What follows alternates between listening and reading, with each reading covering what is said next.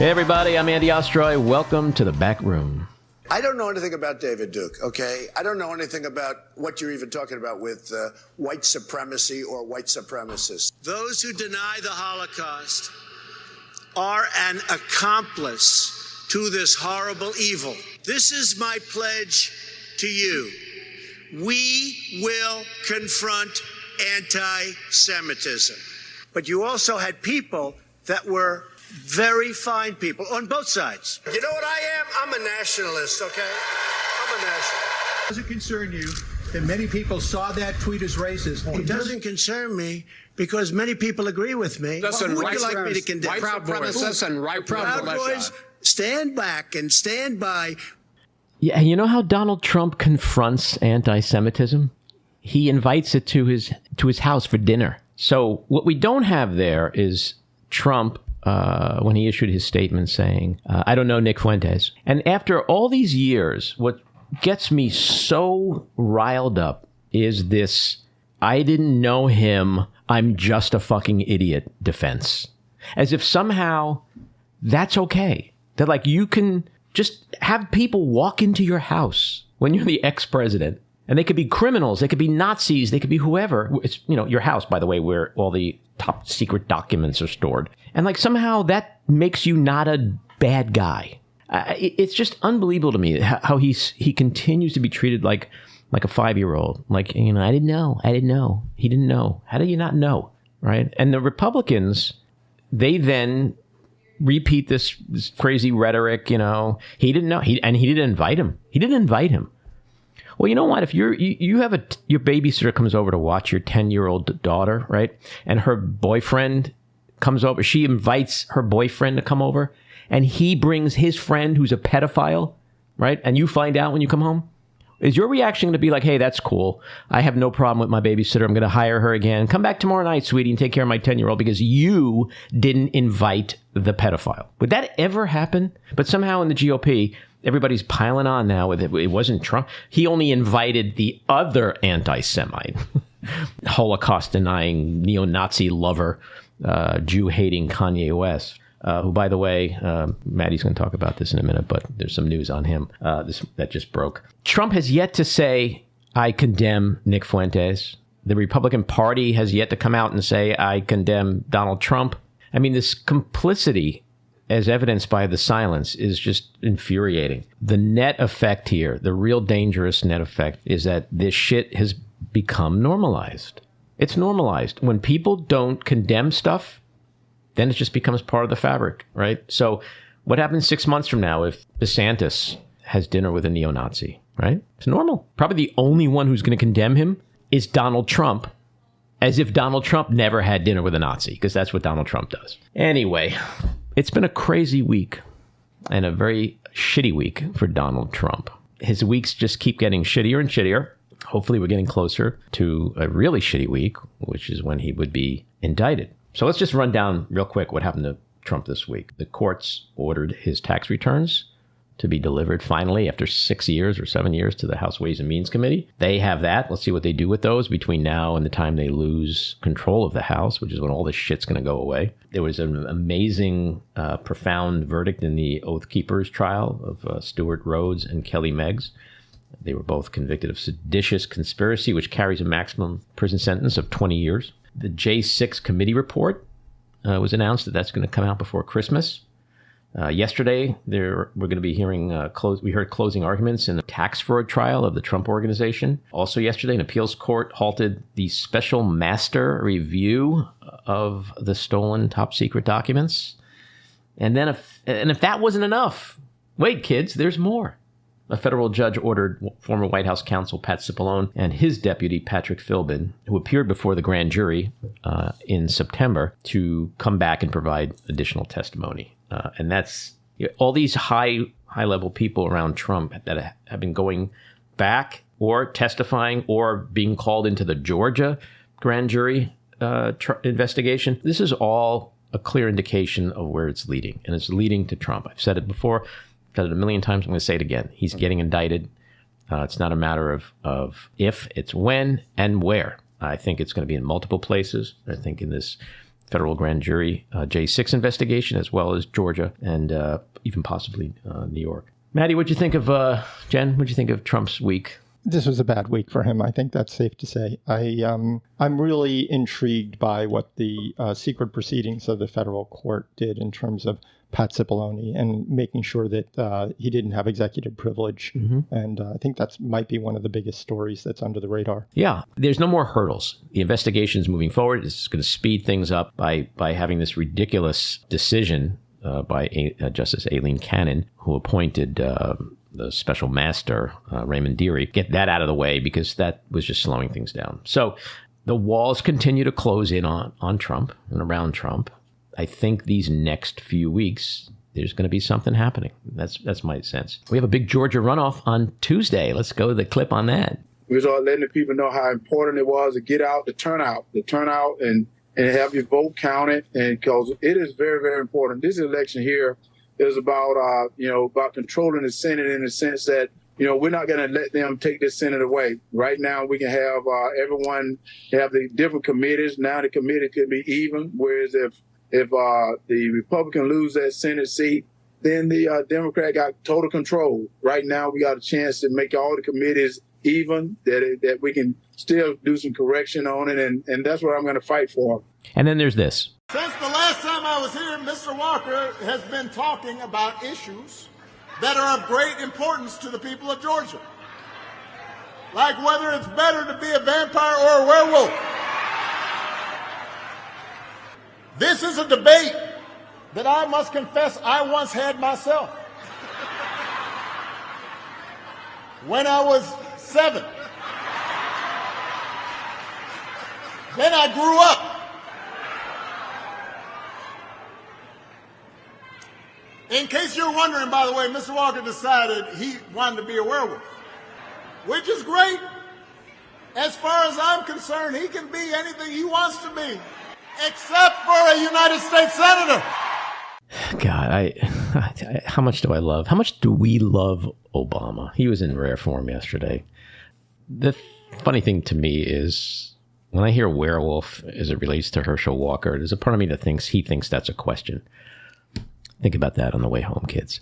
So Herschel Walker is standing out there talking to Georgians saying, you got to elect me because it'll create parity in the Senate and the committees will be even and it's a tie. And it's like, if you can't fucking explain, if you don't know what your role is going to be if you win, you don't belong there. But as far as committees are concerned, there's no such thing as a committee where it's evenly split. Yeah. I mean, this guy, I don't know. His handlers, Lindsey Graham and Ted Cruz, apparently forgot to prep him on the Senate rules because he thinks that if he wins, it's a tie. He doesn't even know what his role is going to be. I mean, he's werewolf. He's a werewolf. Oh, my God. There's like 1.5 million Georgians who voted already. And so I think what we have in Georgia is a guy who's running away from the press, running away from talking and campaigning.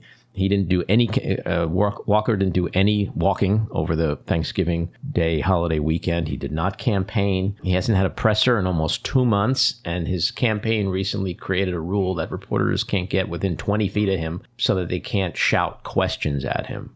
This sounds like a man who's in retreat. This sounds like somebody who knows he's losing and is just trying to fade away quietly. And I think it's potentially going to be a landslide on Tuesday, but I'll take a win. I'll take a close win.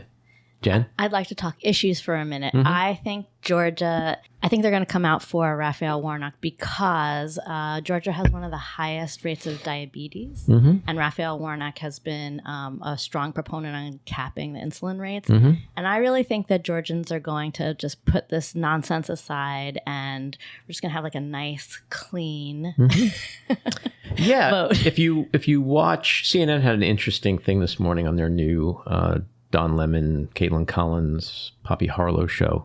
By the way, if you're listening, Don Lemon, you're dressing really well on this show. Very cool, very hef-like. It's got a very Playboy After Dark vibe to it. Anyway, they showed a focus group, and there's a lot of the split ticket people in Georgia. The people who voted for Kemp but can't vote for Walker. And I think you're right, Jen. I think skyrocketing cost of insulin is just one issue on top of his ginormous incompetence and ignorance. I mean, most people don't know what the hell he's talking about. He'll come out and talk. I mean, I don't think he knows what he's talking about. Yeah, I mean, werewolves and vampires? I don't know. So I think it's going to be a win, which is an important win. I think, Maddie, you mentioned this a while ago, a couple of weeks ago, that it means that we don't have to kiss Joe Manchin's ass the same way that we did previously. But I think it could be a very surprising victory for Warnock.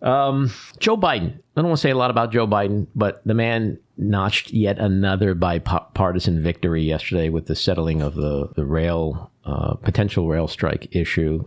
Neither side got what they wanted. I know the progressives are up in arms about paid leave and all that. And sick leave is something that really should be right. But nothing human right is worse.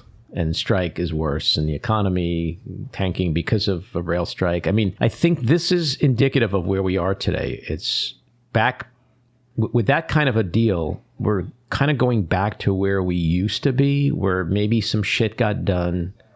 You know, I was in business for a long time, and we used to say all the time, if two people walk out of a room happy, it's a great deal. Two people walk out of a room miserable, it's a great deal.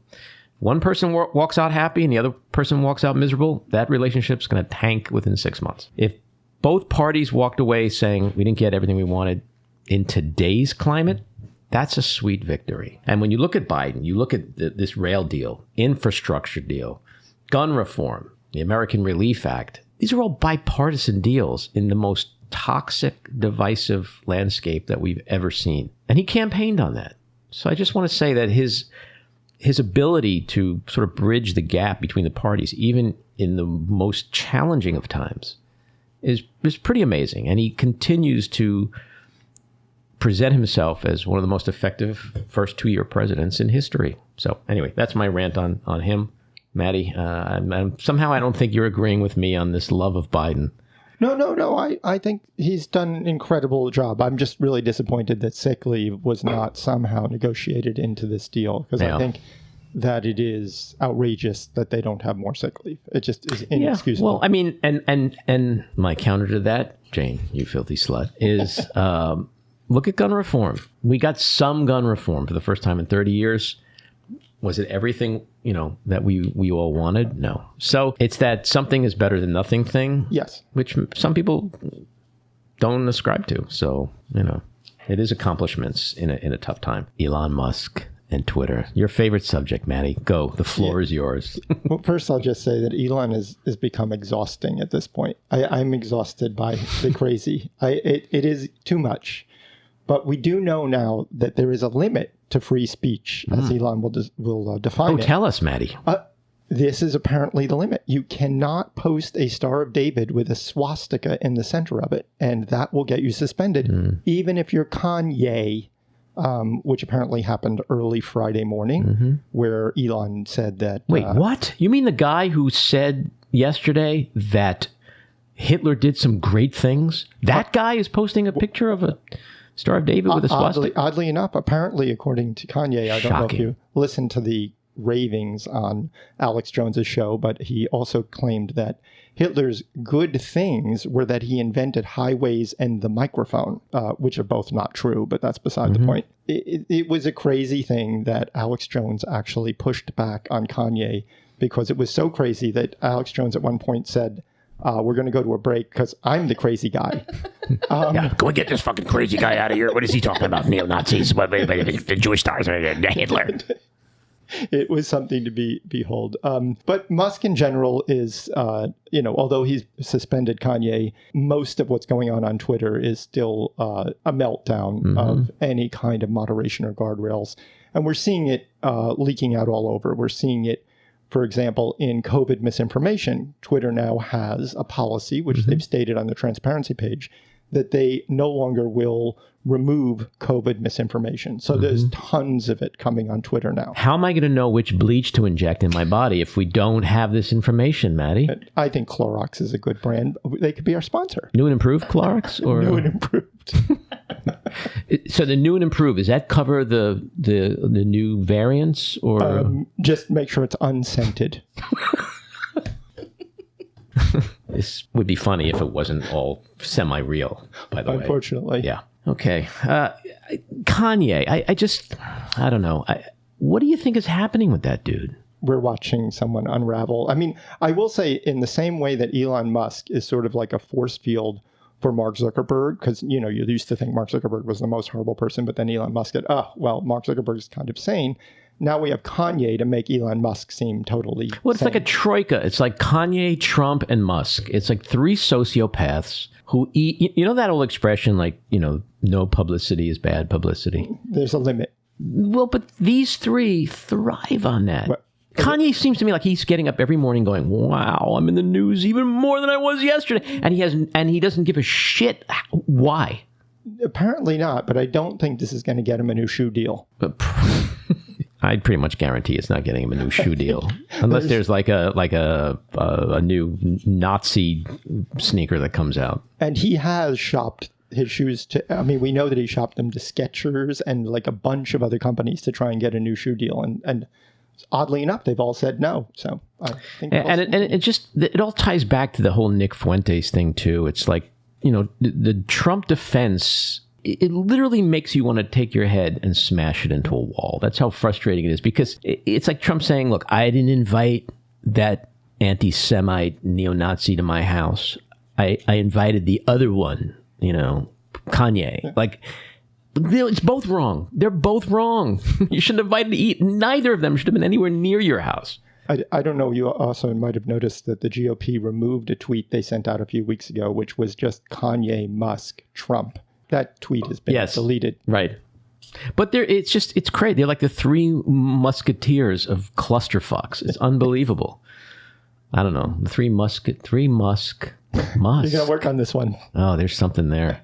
The three cluster musterfucks or something. There's something there. All right. Today we have an amazing guest. I am really thrilled about this. He is a legend. It's not often we get a legend in the back room. And he is James Carville. Ragin Cajun? The Ragin Cajun. James, the Ragin Cajun Carville. He's America's best known political consultant with a knack for steering overlooked campaigns into unexpected landslide victories and for remaking political underdogs into upset winners, most notably Bill Clinton's 1992 presidential campaign victory. More recently, he's been focusing his strategic thinking on international campaigns in more than 23 countries around the globe. He's an 8-time New York Times bestselling author, actor, talk show host, and public speaker whose latest book, We're Still Right, They're Still Wrong, released in 2016.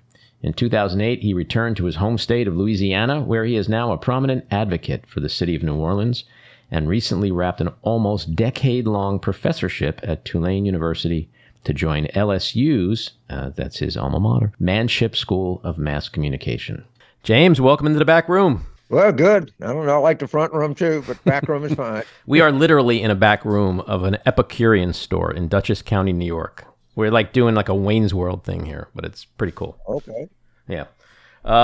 So before we get into all the usual political shenanigans, which sometimes I often think you get tired of talking about, I want to talk about a little bit about you and your life, and maybe give somebody something they don't know about James Carville. But the first thing we do here in the back room is we try to get a window into people's souls, and one way to do that is to ask a couple of questions, one which we ask at the beginning and one we ask at the end. The first one is, are you a dog or a cat person? And before you answer, before you answer, I think most people would probably think of you as like walking through the marsh with muck boots and your Labrador. But there's something that makes me want to say that you're cuddling up on the couch at night with a putty cat. Am I wrong? So you asked a question, right? Yep. The answer's going to be a little bit longer. I've always thought of myself as a dog person. But the cat, I was in my bed in the Shenandoah Valley, and the cat produced a litter of cats on my bed. And my wife says, you don't pick cats for your friend, cats pick you. Exactly. And every time I turn around, a cat is jumping in my lap. And I'm thinking, why do these cats like me? I'm not a particularly cat person. And dog, I understand. Cats, I don't think they're completely domesticated. Okay, when I see a cat, I think maybe it's still in the savannah or wherever, big cats are, But so I consider myself a dog person, but cats consider me a cat person. Go figure. So the cat is so if the cat was asked this question, they say I'm a James Carville person. Right, and I think the less attention you pay to them, the more they like you. But with cats, because I have 2 dogs and 2 cats. With dogs, I could pet my dogs all day long until my arm falls off, and they're like more. There's that moment with a cat where they could be loving it, but like there's that moment where they then are going to scratch your eyes out because it's too much affection. Right. And that's why cats lose me. I'm sorry to the cat people out there, but in my heart, I'm a dog person. Yeah, I've always thought of myself as a dog person, but for whatever reason, and my wife and daughters are big cat people. Mm-hmm. It actually irritates them that the cats like me more than them. Well, it's kind of like with people, like with some people, like the less attention you pay them, the more they want to be around you, right? Yeah. Something psychological there. And this is going to be a horrible segue, but speaking of dogs, what's happening with your Saints? We don't have a quarterback. Yeah. And it's just it's kind of a simple thing. Sometimes the cliches are right. It's very difficult to win. Now our division is so bad. If we beat Tampa Bay Sunday, we're actually kind of in the hunt. Mm-hmm. But if you want to ask me about the Pelicans, I could talk about them forever. Well, at least you have your alma mater, right? LSU is doing pretty well. So. Yeah, it's an unbelievable season for us. Yeah. I mean, we had 39 scholarship players left. We have nothing. We had 15 portal transfers. We start 5 true freshmen. We'll be in a national championship game in 2024. Mm-hmm. And I know you hate making predictions politically, but how about soccer tomorrow? USA going to win? I got wrapped up in it. Me too. And I guess I don't know very much about soccer. I wouldn't pretend that I do. I'm sorry, football. Football, yeah, football. All right. The pitch, the match. It's not a game. Called... It's a match. It's not a field. It's a pitch. Okay, and it's not 0. It's 0. Okay, I'm not that into it. The Netherlands are good.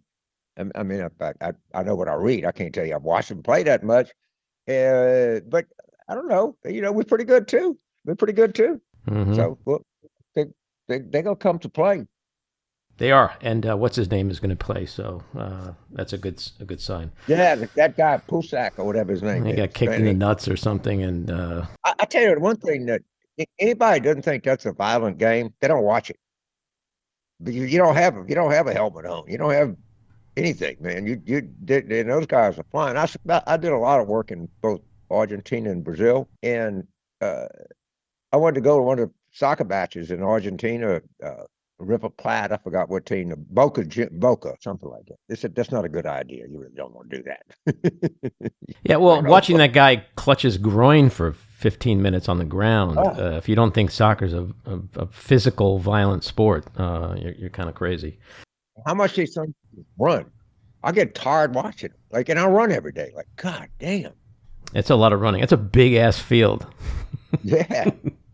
Makes a football field seem small. So, tell me about the young, little James Carville growing up. Were you like one of these political nerds at the age of 8, like watching whatever was the version then of C-SPAN or reading the New York Times, or were you out, playing sandlot ball and crapping your pants like the rest of us? It's a good question. It's always, my grandfather was on the Iberville Parish Police Jury, which is that's a county commission. And my uncle was on the school board. Mm-hmm. And my dad used to, he had a country store, and he'd go open a store like at 6:30 in the morning, he'd come back to the house at 8:30 and eat breakfast, and he would read the paper. Actually, I remember he had like a commuter fold, fold paper like that. Mm-hmm. And he would read the paper out loud. God damn it, look at this. What they're doing in Baton Rouge. This is clown. So I kind of grew up. Mm-hmm. And then when I was in my formative years, Earl Long, who in my opinion, by the way, is the single most colorful politician that ever lived, was going through his agony, and I was working in downtown Baton Rouge, and I used to have to go and work for a bank, and we'd go to Capitol and pick up as a messenger, and I just sit there and watch the legislature, and I could just remember all the noise and the Old Spice, aftershave and the cigar smoke. And it was just like, oh my God, how much fun is this? And, the lights on the legislative thing. So I was addicted to politics at a young age. My first job was tearing the signs down at an opponent of I was going to ask you about that. That was high school, right? When you were in high school, you had that job? That was pre-high school. We didn't have pre-high like school. That, but you would think about probably junior high when I started. I'd say if you in junior high, if you were running around ripping off political signs of a candidate, that qualifies you as a political nerd for sure at a young age. And I saw this and I wasn't sure it was. You grew up in Carville, Louisiana. Like everything else, there's a backstory. So it sounds like a hell of a backstory. Carville, Louisiana was called Island, Louisiana. But there are other, where my mother was from is in Point Coupee Parish, getting up South Louisiana, there was an island. And you can imagine there's a Sicily Island in Louisiana, there's a Pecan Island, there's any number. And so the Postal Service kept getting the mail mixed up. And they decided that what's called post office, and they said, well, my great-grandmother was the postmistress. Mm-hmm. So I was open. My grandfather at the time, this was in June of 1909, was the postmaster. So the Postal Service said, we'll just call it Carville, because that's the name of the postmasters. And I all the girls at LSU think we were land barons, Oh my God, you don't know who I'm dating. He has his own town. I could just hear it now. Yeah, it sounds like, oh my God, man! The truth of the matter, we're a family of bureaucrats. Yeah, and you couldn't even be from the wrong side of the tracks because your family owned both sides of the tracks, right? So there you go. And Carville, Louisiana, is famous in the world of medicine. Mm-hmm. It was the home of the largest and most sophisticated treatment facility of Hansen's disease, or what you would think of as leprosy, in the world. In 1959, Carville, Louisiana had more MDs per capita than Rochester, Minnesota. Wow. Were they all named Carville? They were from all over the world, man. And there's a great book called Carville's Cure by an author named Pam Fessler, who's been with NPR for like 30 years. Her, I think, father-in-law, she had some family connection to it, and she wrote a book. And there's several books about Carville. This one is by far the best. Mm-hmm. And is it true you were a junior high school teacher? I taught, yes. The first, when I got out of the Marine Corps, school year 69-70, it was like the first year of real integration in Louisiana. Mm-hmm. Aside of, being a liberal that I was, I decided I wanted to partake in this grand experiment. And the truth of the matter is they were desperate to find white male teachers. Mm-hmm. It was actually affirmative action reverse. I didn't have a certificate or anything, so I taught science, 6th, 7th, and 8th grade science. I didn't know shit about science, but I made it up. But yes, it was a rewarding. Well, Republicans believe science is all made up anyway, so Right. Well, they would have loved me. Yeah. And I was trying to think, like, if I was in junior high school and you were my teacher, I was trying to think, like, would I think that's like the most awesome thing in the world, or would you kind of scare the shit out of me and I'd be afraid to come to school every day? I'm still not sure I know the answer to that. I wrote a book in the 90s, and I sent somebody to interview the students, and I mean, I think they remembered me pretty well. It was fun. We did all kind of crazy experiments, and pretty unconventional. In recess, I'd play quarterback on both sides. Right. But good place to be. It was a fun year. Mm-hmm. And so, where did the Ragin Cajun? Do you remember the first person who referred to you as the Ragin Cajun? Where'd that come from? It was in 1982. It was a reporter for the Roanoke.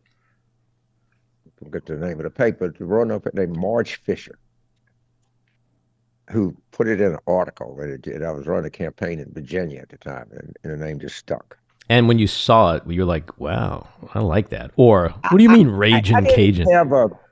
I didn't have a particularly negative or positive reaction to it, but it's just one of those things that just stuck. And I like sure it. did. I mean, it's a good, yeah, it's good.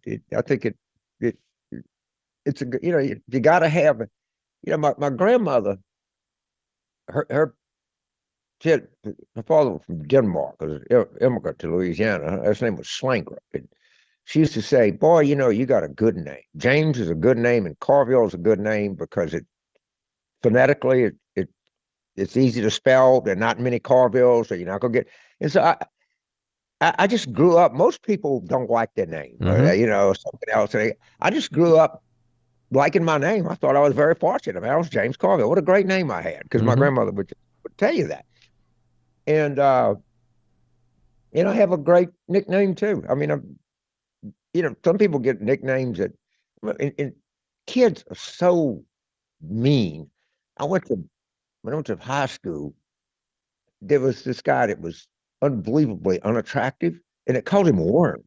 I mean, what a miserable. And that was his girlfriend. Right? Yeah. Some girl had an unusually pointed breast, and they called her Dixie Cup. Oh boy. I'm glad you said that, James, and not me. I stay away from breast jokes. Yeah, no, kids can be cruel, and I hated my name and Ostroy. I mean, all through my childhood, I was Ostrich, and I hated that. And I would, if someone called me like the Ragin Cajun, that would have been the coolest thing ever. So yeah, I think you escaped.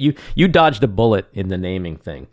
Yeah, I did. I got lucky in both my real name and my nickname. So I've been a big fan of yours for so long. I had our mutual pal Paul Bagala on here a couple of months ago, and I told him, to me, you and Paul and Stephanopoulos and that whole Clinton thing in '92, you guys are like the Beatles of political consultancy. I don't know who's who, but I guess Paul is. We'll let Paul be Paul because his name is Paul, and I guess that makes you John, but they were both brilliant. I grew up kind of in politics watching you and Mary and thinking that was the most incredible thing in the world, that here's this liberal and this Republican, and they're married, and they can talk, and they can argue, and it seems like those days, like you and Mary, to me now, both seem like a couple of Bernie Sanders sitting in a room compared to the craziness that exists today. But I wanted to ask you how Mary's doing, what she's up to. And she's actually, I think she stayed over. She had a speech in all places, Palm Beach. Mm-hmm. And I said, why hurry back anywhere? This time of year is nice down there. But she's actually doing pretty well. Trump years were hard on a lot of people, including us. But it's much better now. Mm-hmm. You have a quote, which I love. You say, winning an argument with your wife is like winning the war with Iraq. Once you win, you're in even more trouble. That's pretty profound. Name me one married person that disagrees with that. Yeah, no, not me. No. I was married 3 times. And I'm a big kick the can down the road. I don't want to have a discussion, really. Let's just plow through this, because it's never going to end well. And, I have a friend of mine keeps calling me in romantic advice. And I said, look, just agree with everything and don't comment. Don't comment on anything, because whatever comment you make, it's going to be taken the wrong way. Just agree, smile, and listen. Just like think of something else and lean in. Okay.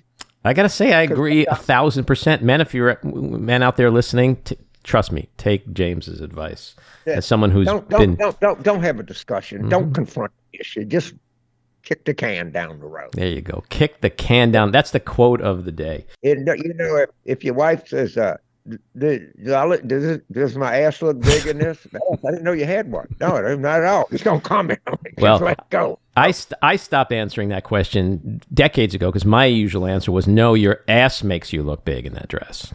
So that's a bad move. But yeah, that was a bad. I found that out the hard way. Yeah, me too. I generally, there's a saying here that the best education in the world is the second kick of a mule. Good point.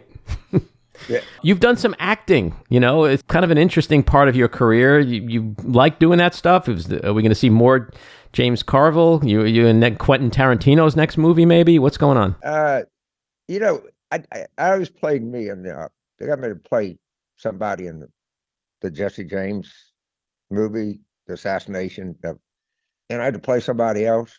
I'd never do that again. No, I could see you as like a villain in Batman. Is a craft. It's a real skill, all right? And you don't have that skill, and I don't either. Oh, I disagree. I have the skill to play myself. Okay, I don't have the skill to play somebody. But here, the secret to acting is a lot of people are actually playing themselves in roles. I can do that.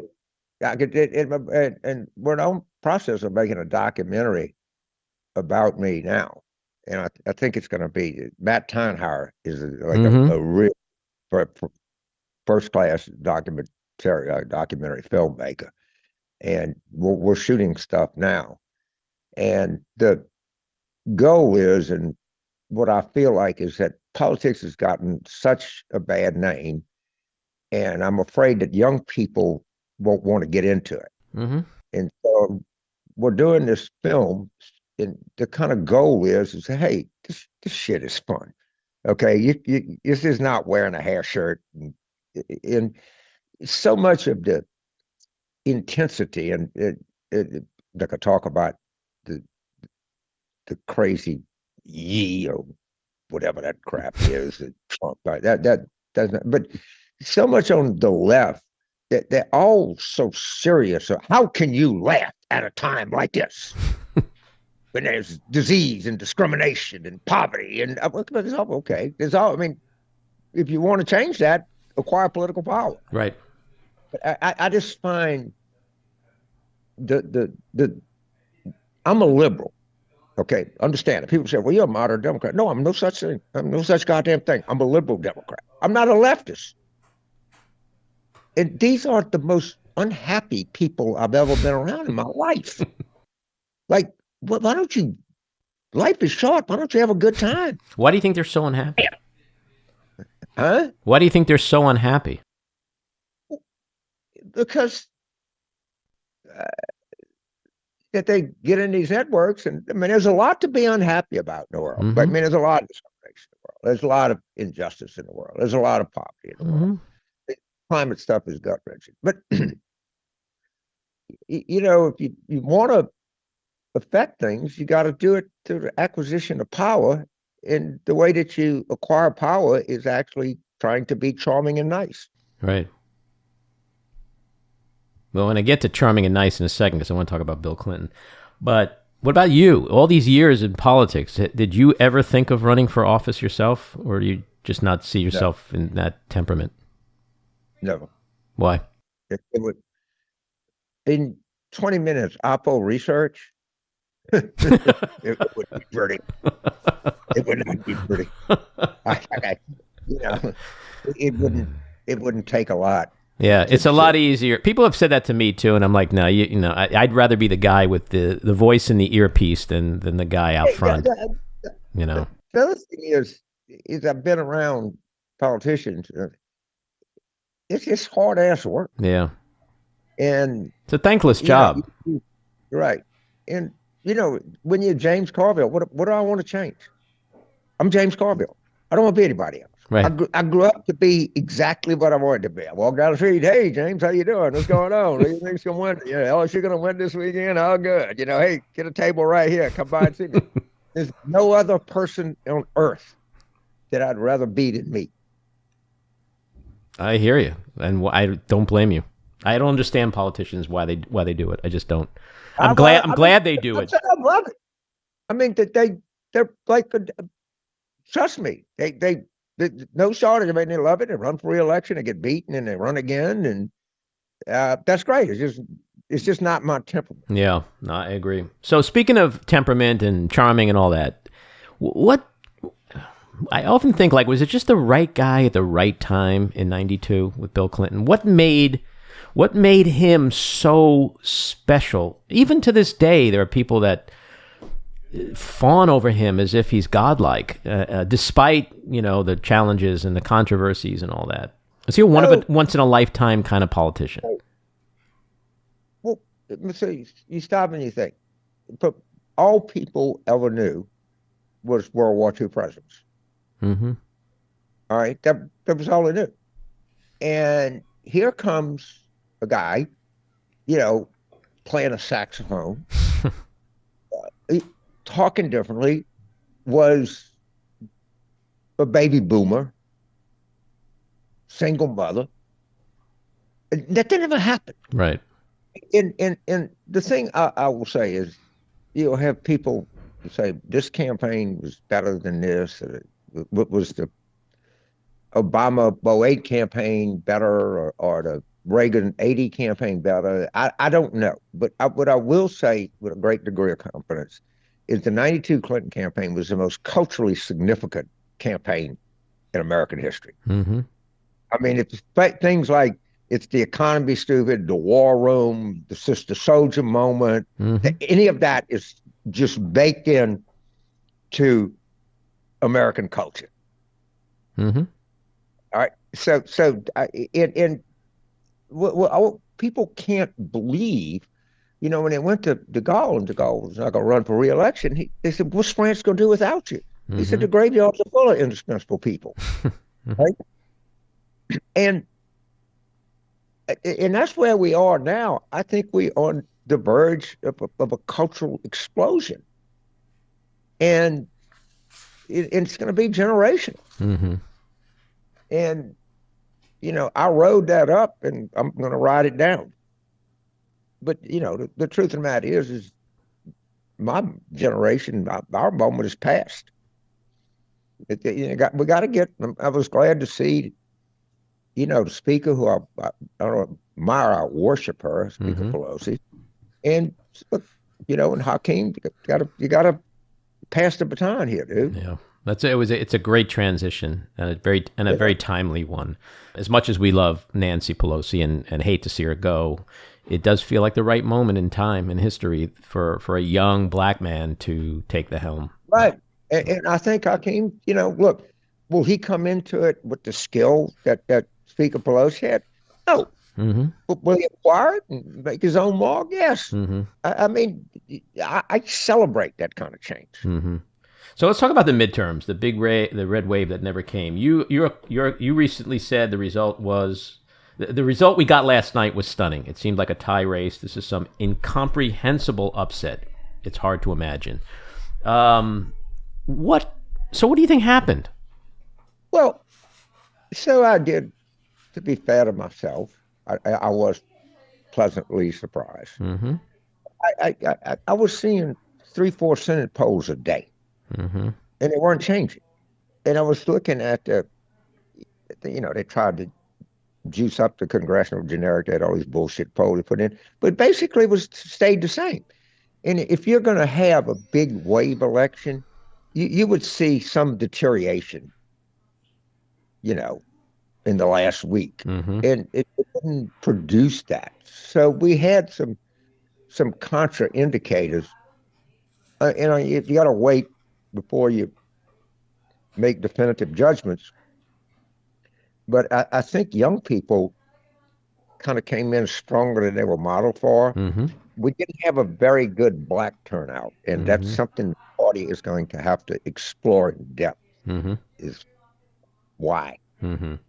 I have my own theories, but they're nothing but theories. Give us one. That you turn on cable television, you listen to something. These people come and they said the Democrats have done nothing for black people. All they do is every 4 years they come in, they ask you to vote, they don't invest in your community, they don't care. Mm-hmm. So people hear that, and some people actually believe it, Mm-hmm. which of course is horseshit. I mean, we get the highest reduction in child poverty Mm-hmm. in maybe history, the greatest expansion of healthcare in history. Are you kidding me? Or could you do more? Of course. But when you go out and you tell people, your message is, no one's doing anything for you. You say, well, a certain percent of people hear that. And stay home. Mm-hmm.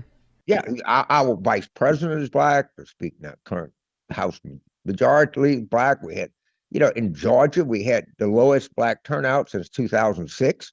Can't say we didn't have black folks on our ticket. Black woman on the Supreme Court. Yes, but if people are constantly yapping that you don't do anything for somebody's, 10% of the people are going to believe that. Right. And so there, a lot of people have different opinions as to what went on with the primaries, the election, the midterms, and why the Republicans lost. I kind of like a quote of yours. You said, as far as Republicans go, they have really stupid people who vote in their primaries, and thus they tend to elect really stupid leaders. And it's that thing of like they win the primaries, but they can't win. Like you look at who won their primaries versus who lost in the general in November. It seems like what you say is true. It's like as long as they're going to keep electing, Carrie Lake and Blake Masters and this one and that one and Herschel Walker, like all these people that end up losing or going to lose, how could they win? So how can a party who close to a majority of the people who identify with it don't believe in evolution? Well, you're really stupid. Okay, if you don't believe in evolution, you're by definition a really, really stupid person. Yeah. If you don't believe in climate change, so you live in Arizona, you're literally running out of water. You understand this? Mm-hmm. You're running out of water. You don't believe in climate change? You're going to end up with Carrie Lake. You're going to end up with Blake Masters. Mm-hmm. All right? If you live in Georgia and you don't believe in evolution, well, that leads you right to Herschel Walker. Right. But but James, the monkeys are still here. So how do we have evolution if the monkeys are still here? People think that this is, you got to understand. There's a lot of people in Georgia that agree with Herschel Walker. They think that's a brilliant statement. He's owning the list. It had me thinking for like 20 seconds, to be honest with you. I was like, well, no. I mean, and I'm a smart guy, so I can imagine to your point, like if you're kind of stupid and you listen to Herschel Walker say, the monkeys are still here. Lester Maddox, the former extremely racist governor of Georgia, once observed that the problem with the Georgia prisons is the quality of the inmate. Okay, the problem with the Republican Party is the quality of people that vote in their primaries. They're really. And I said on television that I have the equivalent of a PhD in white trashology. I hung around with. I've dated. I've had sex with white trash. Okay, I know them well. All right. That might be the quote of the day. Yeah, and Marjorie Taylor Greene, Lauren Boebert, that's white trash on steroids. I said they're the subject of a dissertation. Yeah, I couldn't agree more. A PhD candidate, a dissertation on how much white. You know how Lauren Boebert met her husband? Huh? I probably have heard this story, but it's not ringing a bell. He exposed himself. Oh yeah, right. The girls in the bowling alley, right. Yeah. He exposed himself. That's white trash. I have to tell you. It's also criminal. In a bowling alley, and you expose yourself. You're in the Hall of Fame with white trash. Yeah. Well, he must have been impressive. If the girl marries the guy, then you become you get a PhD and an MD. So you said, I heard you recently say there's two Americas. We've become two Americas, young and old. But given the conversation we're having, I think the two Americas are the sane and the insane. No? It's true, but what I'm moved by is one of my favorite quotes. I hate it because I'm 78, is Max Planck, who is thought to be the greatest theoretical physicist ever not named Einstein, said science does not triumph because science convinces its opponents. Science triumphs because its opponents eventually die. Science advances one funeral at a time. Deep. Yeah, it's pretty deep. Yeah. And the truth of the matter is, when your whole life is invested in stupidity, you're not going to change your mind. You're not going to sit here and say, I'm 59 years old, and my worldview is really stupid. It's jackass. No, they're not going to do that. Mm-hmm. But if you look at young people, by and large, are much more enlightened than old people, and it's going one funeral at a time. Yeah. Mm-hmm. So was this with the midterms the first election in decades where it wasn't the economy stupid? Well, I don't know. You know, when you have the kind of insanity and messaging that they had, and you put up the kind of candidates they did, it's sufficient to give people pause. And I keep hearing how bad the economy is. All right, I looked this morning. It's 40,000 jobs created or something like that. Mm-hmm. This has been the greatest period of job growth maybe ever. Mm-hmm. I mean, I say this, but I think Biden, now he started in a different place. I agree. You go to the airport, you go on an airplane, you can't find a seat. Mm-hmm. Right. We're being told that the economy is terrible. But when we go out there, and say, well, people didn't think he's doing a good job. Yeah, sure. I mean, inflation, tide's actually lower here than it is in other places. And they had no. So if you're saying inflation, all right, and the Democrats saying we got to protect women's right to choose, all right, what's the difference between the Republican solution to inflation and a Democratic solution to inflation? Frankly, there's none. Mm-hmm. I can tell you. All right. Now, but there is a difference between the Republican and the Democratic view on women's health. Mm-hmm. It's a pretty clear distinction that people can understand. So that having found, and these reporters are so stupid, they don't talk to each other. They say, well, James, inflation is 41% and abortion is 31%. Yeah, but there ain't no difference. If you ask me, what's the biggest issue you face in living in New Orleans? August, September here, it gets really humid.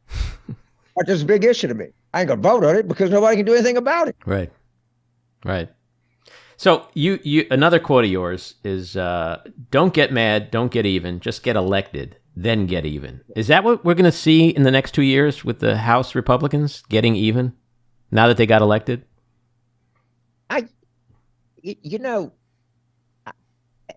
This thing is going to be really fun to watch because Kevin McCarthy is a human pretzel. All right? That's a nice. You're actually being kind, by the way. These Republicans. I shouldn't say this. I'm not going to say it. But never mind. Say it. They're just going to gang rape him. Okay, just right there, and they're going to make him do this. They're going to make him do that. He's a guy that has no skill to do this. He's got to run back and forth. He's got to answer to everything. When you think of what Nancy Pelosi did with a 4-member majority, mm-hmm. And you're going to watch, you're going to remember the greatest speaker in House history and the weakest speaker in House history, and you're going to see a staggering difference in performance. Mm-hmm. All right. I hate to say it because it's my country and, it's half of a branch of government. Mm-hmm. Look at these people. The other thing is, and I'll just be out and out saying, they're not very smart. Like, they're actually pretty stupid. Really stupid.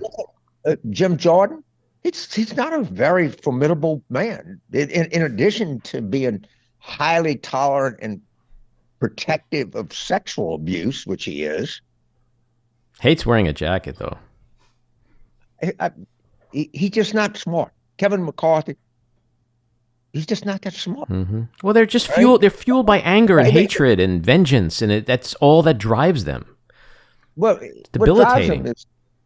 Yes, but because their voters they were a reflection of their voters. We blame, all my friends blame Republican politicians. I'm saying you blaming the symptom. You're not blaming the disease. Mm-hmm. The disease is the stupidity of their voters. Stupid voters when stupid voters vote in primaries, they produce stupid candidates because that's what they want. Right.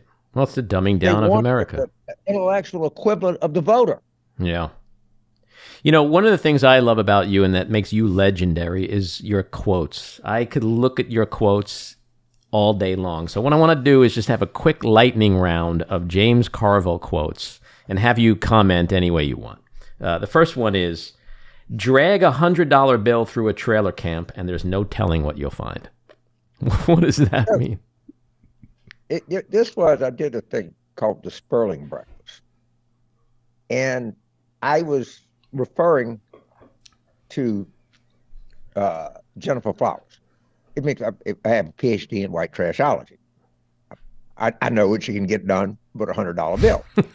And so Linda Greenhouse, the legendary Supreme Court reporter for the New York Times, Mm-hmm.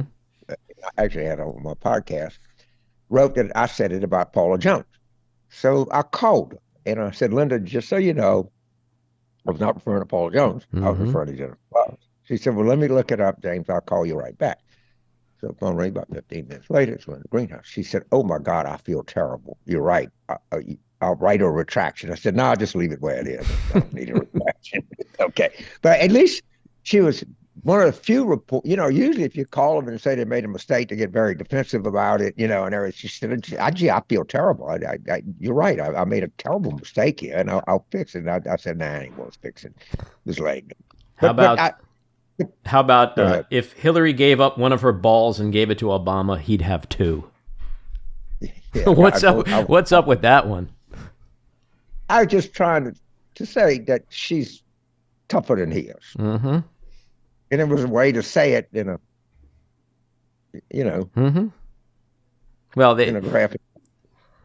It is what it is, right? I mean, yeah.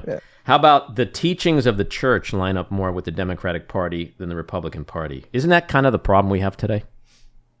Because the hypocrisy. It's not the actual teachings of the church, which manifestly line up with the Democratic Party and not the Republican Party. Speaking of a Catholic church, me being a cradle Catholic, right? And the truth of the matter is, we don't have any idea of what Jesus' position was on homosexuality because he never even uttered the word. It didn't think enough to comment on it.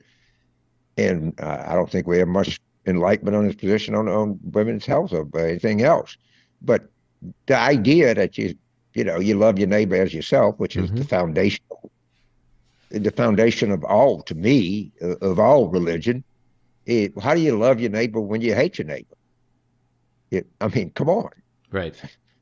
I mean, how can you be a profoundly religious person and hate immigrants? You can't. Mm-hmm. I mean, you can shape your own religion. I mean, the people at January the 6th were praying.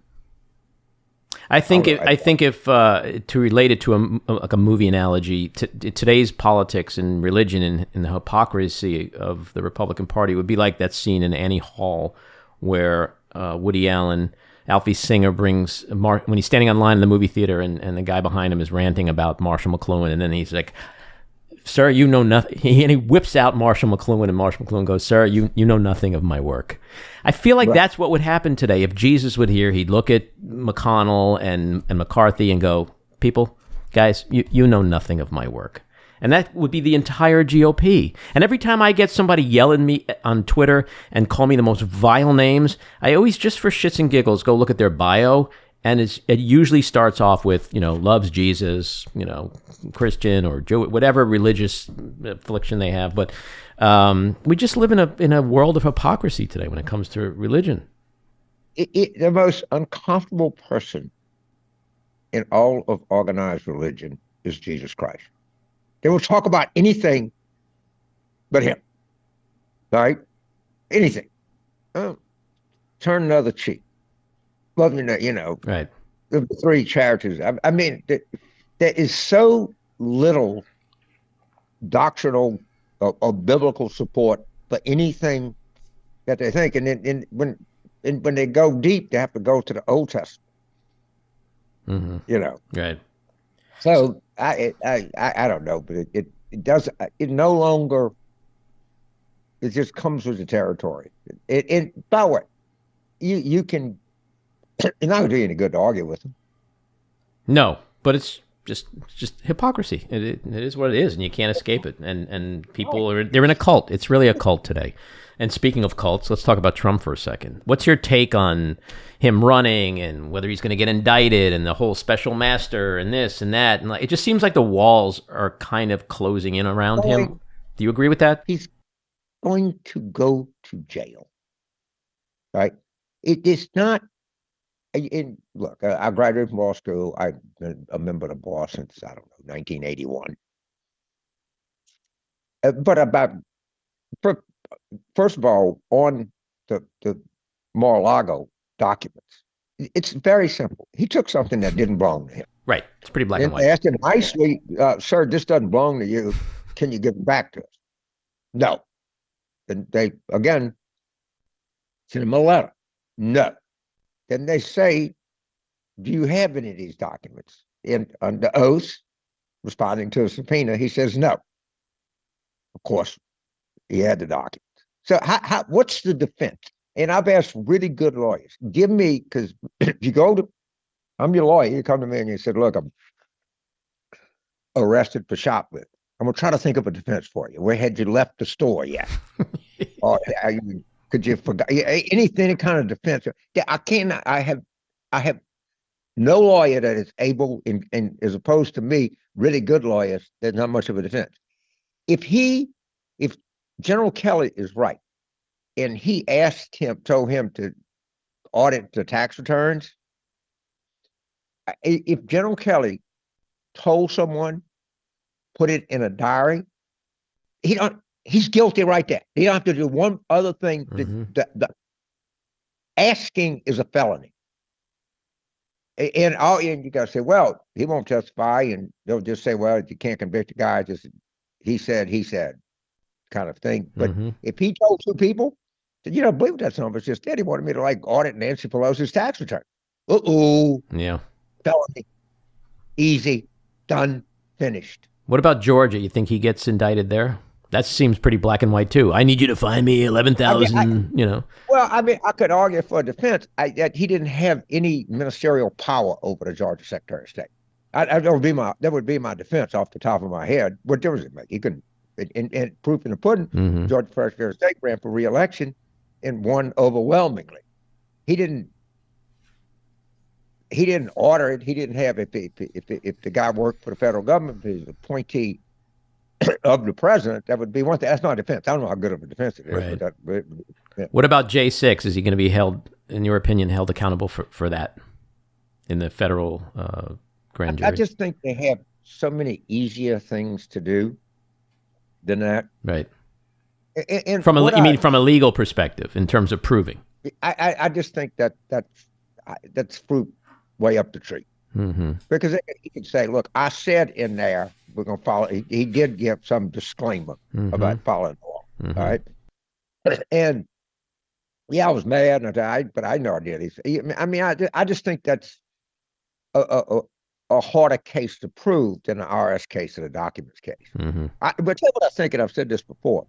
I think in the year 2023, that Trump will ask for a pardon from Biden, and Biden will grant him a pardon.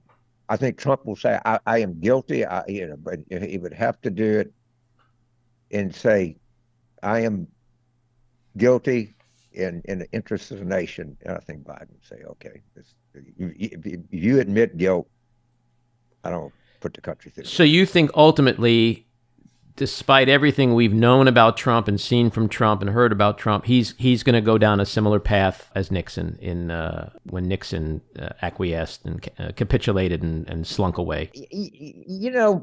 Nixon never admitted guilt. I mean, by accepting the pardon, he did admit guilt. I think if Biden, I think Trump is going to have to. I think his lawyer is going to say, "Look, dude, this is the way the cow ate the cabbage." These sons of bitches are going to convict you. We don't have for defense. And, if you want to live your years out here in Mar-a-Lago, you're going to have to grovel. What about in New York, where he couldn't be pardoned by Biden? Or Georgia. So Georgia, part right. of the deal would have to be that the president would call the Fulton County prosecutor and the Manhattan DA and say, I'm the president of the United States in the interest of the country. Right. I'm asking you to spend indicting him. Mm-hmm. And if he makes any word that, and if I'm the Fulton County prosecutor and said, the president asked me to do this in the interest of the country, so I'm going to suspend this investigation. Mm-hmm. The only way you can make it work. Yeah.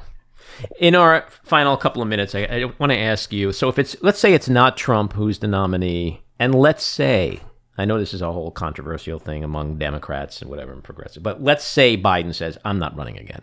Who do you think are the most likely nominees or people on both sides who could take that mantle in 24? One of the things, let's talk about the Democratic side because I'm more familiar with it. There is stunning talent in the Democratic Party. Mm-hmm. There is an entire forest of potential presidential timber. Right? And, I'll say this thing, when I kind of started, Peter Harden, legendary poster, was a kind of mentor, benefactor of mine. And he said, James, never try to predict election outcomes, just try to affect them. All right? I thought that was good advice. Mm-hmm. And, but when I don't know that Bill Belichick, maybe the greatest coach in NFL history, has any better idea who's going to win the Super Bowl this year than I do. Right. All right? Well, we know it ain't going to be the Saints, right? I'm probably not going to be the Patriots. Or the Jets. I'm a long-time suffering Jets fan, so I get self-deprecating here.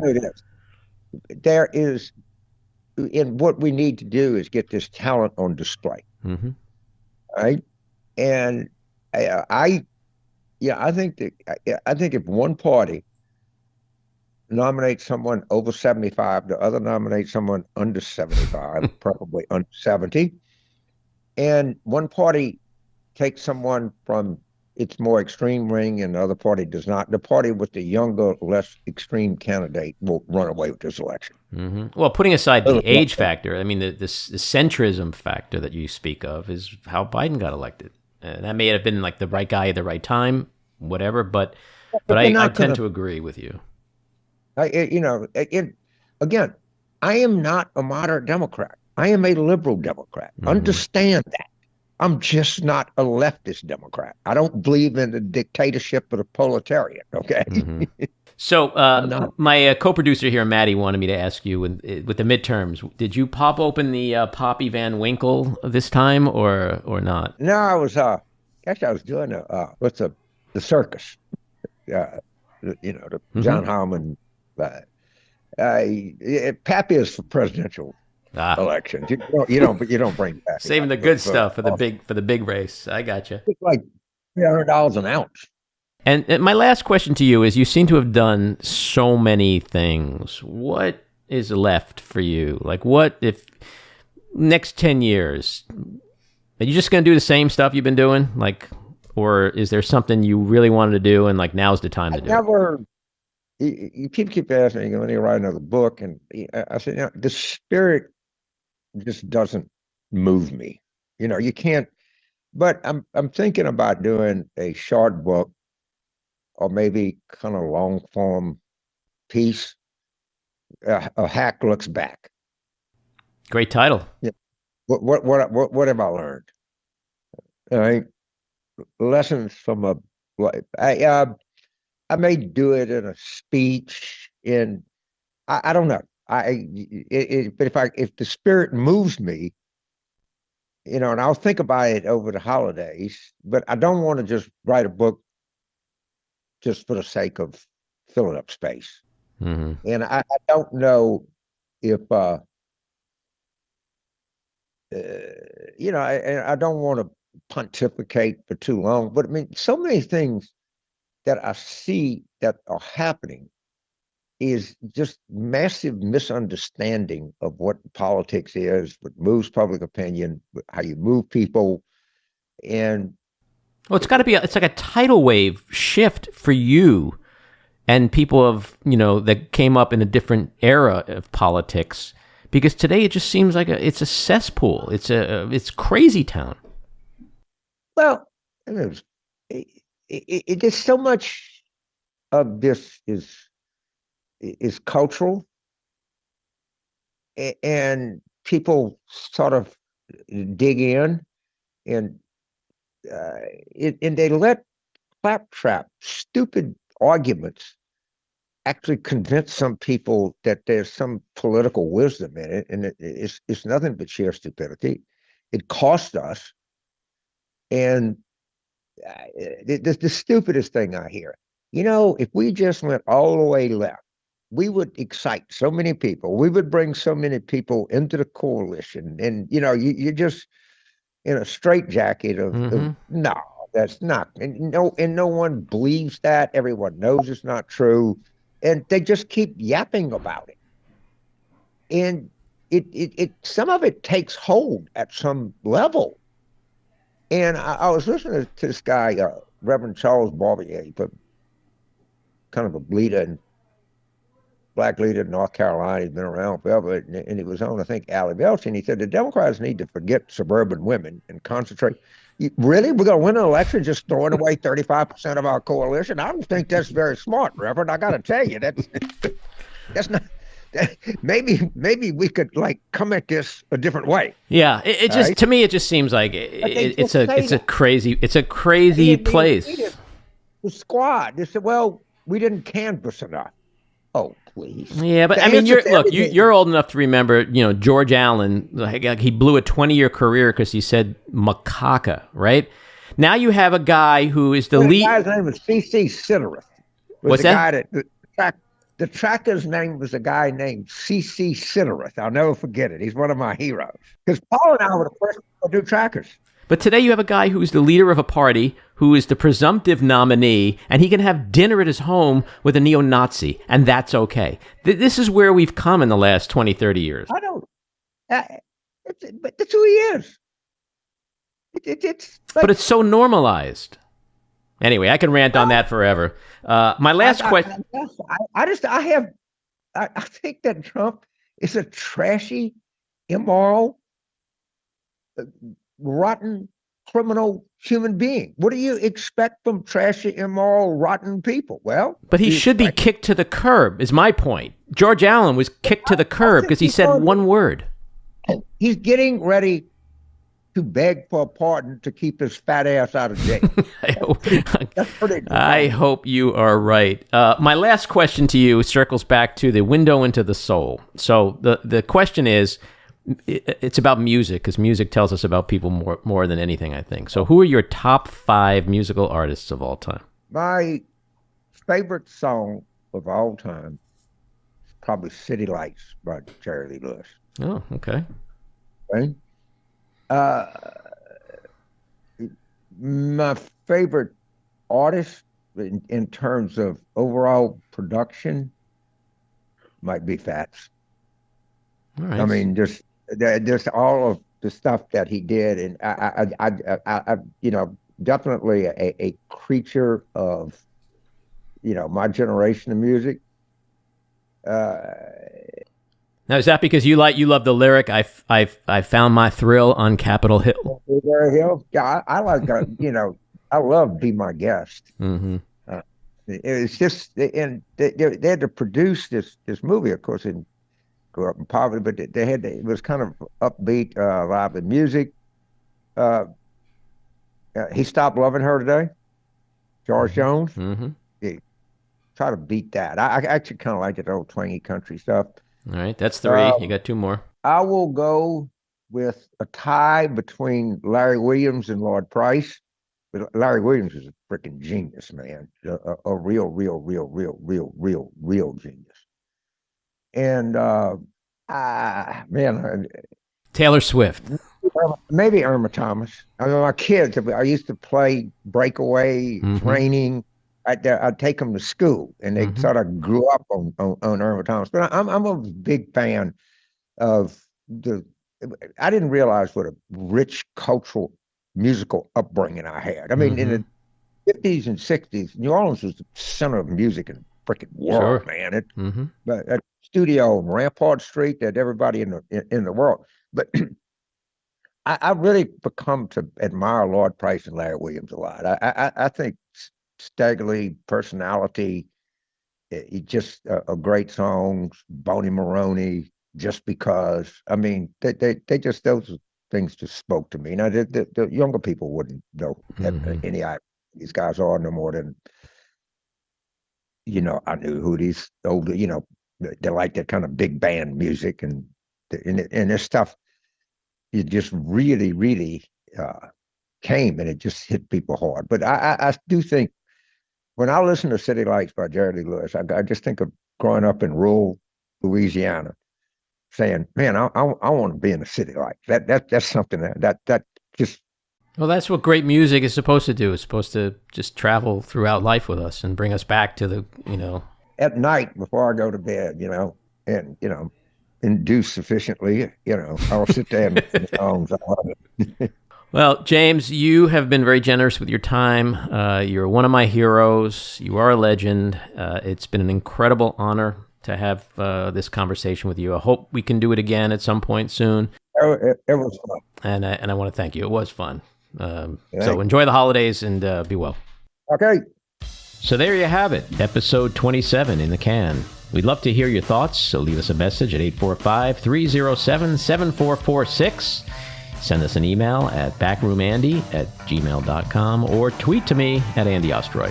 And please leave a review if you like the pod. These are very important things, these reviews. I want to thank my co-producer, engineer, and editor, Maddie Rosenberg, associate producer, Jen Hamoud, Cricket Langell for our artwork, Andy Hollander for our kick-ass music, Patricia Wind and the Epicurean for the Backroom Studio, and a big ass thank you again to our legendary guest, the one and only James Carville. So keep your eyes on Washington, Hollywood, and your own backyards, and we hope you'll join us again next time. Have a great week.